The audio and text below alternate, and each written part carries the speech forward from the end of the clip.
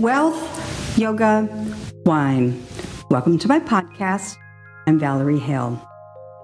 5 steps forming problems. I want you to think of a really challenging situation. Not something that happens every day to you, but one that makes you go, oh, snap. I got to take care of this. The first step is to acknowledge it. And that means don't run away from it. Don't put it off until the next week. But say it's the mortgage company who's calling you because you're behind on mortgage payments because of the pandemic. Send them a payment. Send them a small payment. Write them a letter. You don't have to pick up the phone and call them. I know that's stressful. I've been through it with this pandemic. So acknowledge it. Secondly, neutralize the problem. What does that mean? It means do not be dramatic. Do not be emotional. Do not be hysterical. That's how you neutralize the problem.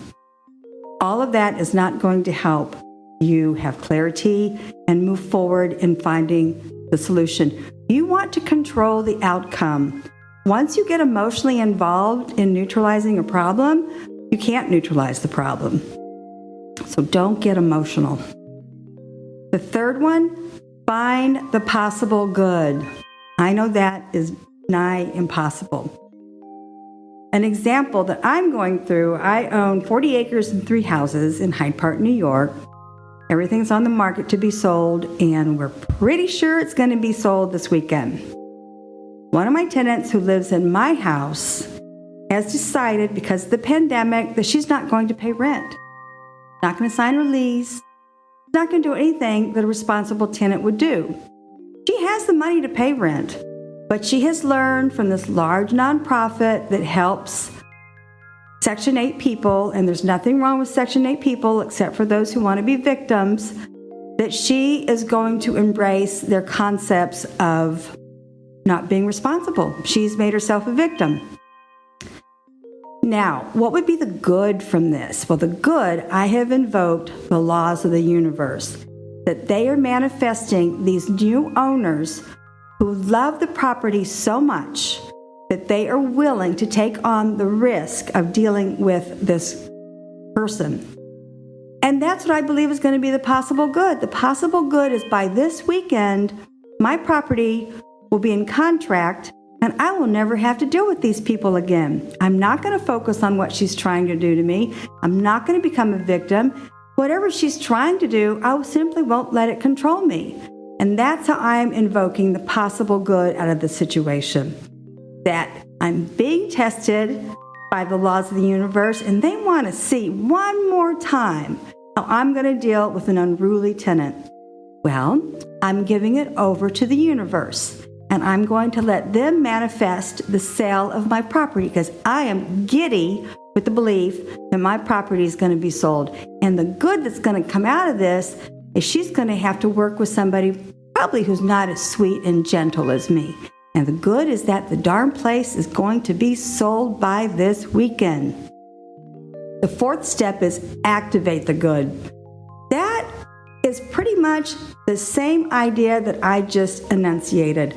I'm going to call on the universe. I'm going to believe. I'm going to have the faith that this whole transaction with her nastiness toward me and refusing to pay rent, even though she has the money, all this is happening as a last test by the universe. And I'm going to pass it with flying colors because I know that these new owners love this property. They want to have spiritual retreats there.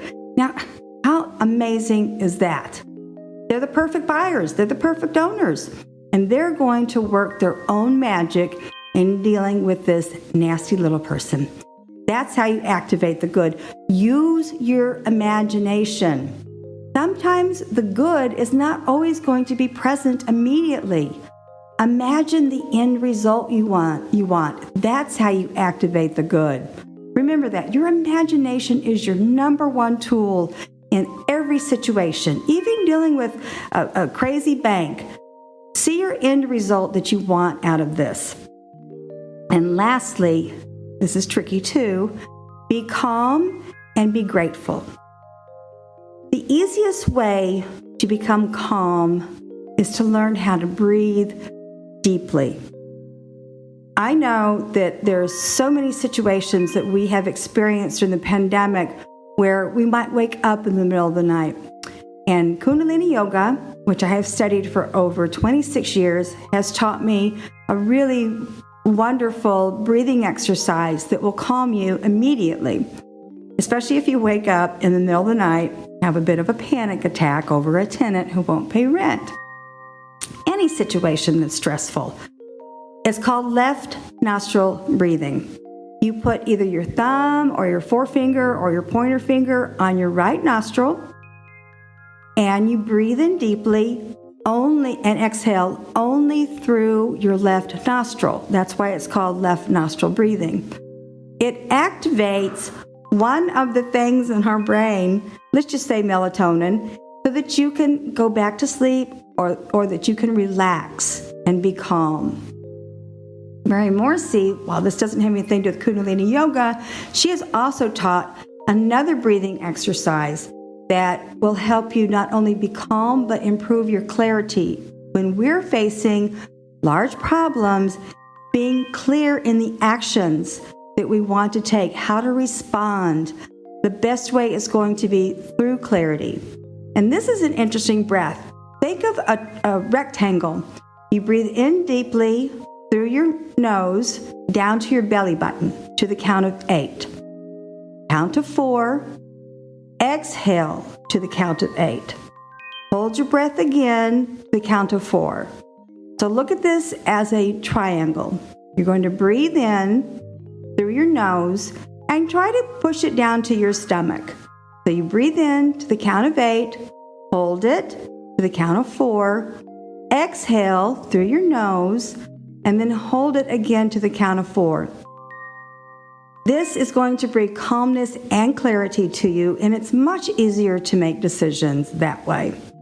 As I mentioned before, Kundalini Yoga has taught me so much over 26 years. It has taught me how to deal with very serious situations.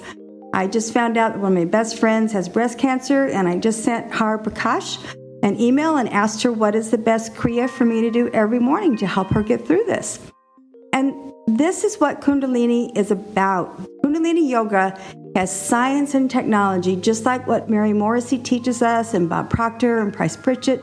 Science and technology that will move you through this world that is still in a pandemic and such upheaval for us. Try Kundalini Yoga.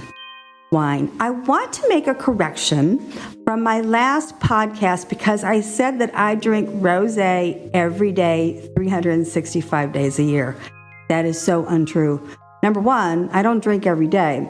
Because I was in the fine wine and spirits industry for 26 years, it almost doesn't hold any allure for me. And that's because you're around it every day, at least for me. I know certainly I've met people in the industry where it definitely was a problem for them.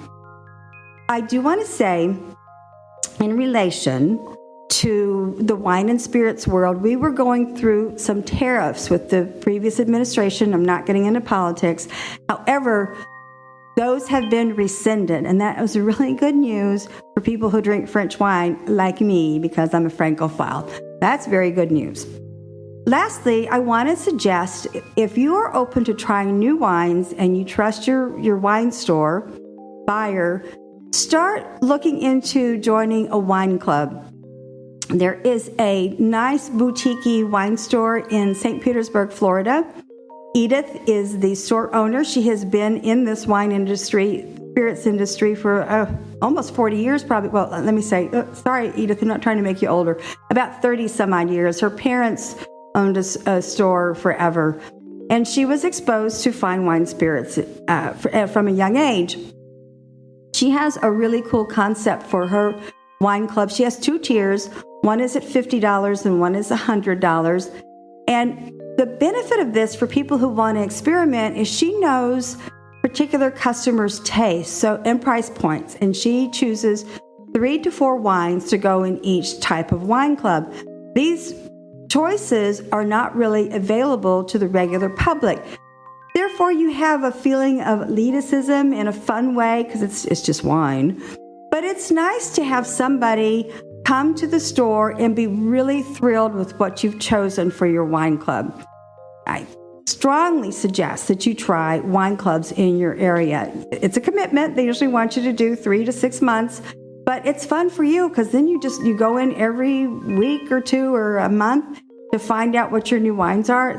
She says people consider it like a holiday to go in and not have to shop for wine. Wine clubs, it's a good investment. To wrap this up, the 5 steps to transforming problems. Acknowledge it, neutralize the problem, find the possible good. I know it's tricky. Activate the good, use your imagination. And be calm and be grateful. And be grateful is going to sound something like this. If it's specifically an individual who is trying to push you into being a victim and control you with their circumstances, send them blessings and send them peace and forgive their behavior. So many people are unskilled. You become skilled. I'm not a life coach.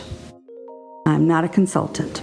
I do this podcast every week so that I can help hundreds of people on a daily basis improve their lives in super easy, positive ways. Merci et au revoir.